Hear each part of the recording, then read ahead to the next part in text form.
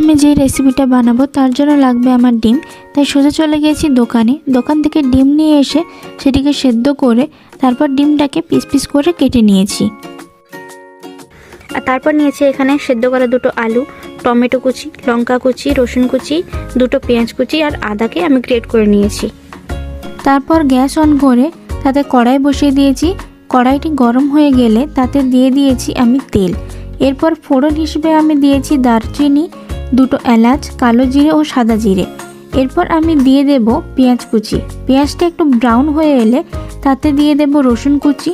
তারপর ভালো করে একটু ভেজে নিয়ে দেব লঙ্কা, টমেটো ও গ্রেট করে রাখা আদা।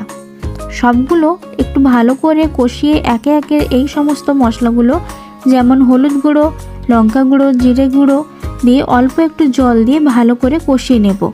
আর মনে রাখবেন মশলা কষানোর সময় কিন্তু গ্যাসের আঁচ কম থাকবে, নাহলে মশলাগুলো পুড়ে যেতে পারে। ব্যাস এইভাবে যখন মশলা থেকে তেল ছাড়তে শুরু করবে তখন সেদ্ধ করে রাখা আলুটাকে দিয়ে দেব। আলুটাকে একটু মশলার সাথে ভালোভাবে কষিয়ে এর মধ্যে দিয়ে দেব কেটে রাখা ডিমের পিসগুলো। তারপর একটু নাড়াচাড়া করে জল দিয়ে দেব। যেহেতু সব কিছু সেদ্ধ করাই আছে তাই অল্প জল দেব।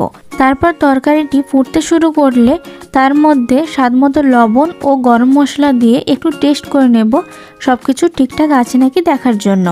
আর তারপর ধনেপাতা কুচি দিয়ে নামিয়ে নিলেই রেডি আমাদের ভিন্ন স্বাদের এগ কারি। এটি আপনি ভাত, রুটি যাই দিয়ে খান না কেন খেতে লাগবে দুর্দান্ত।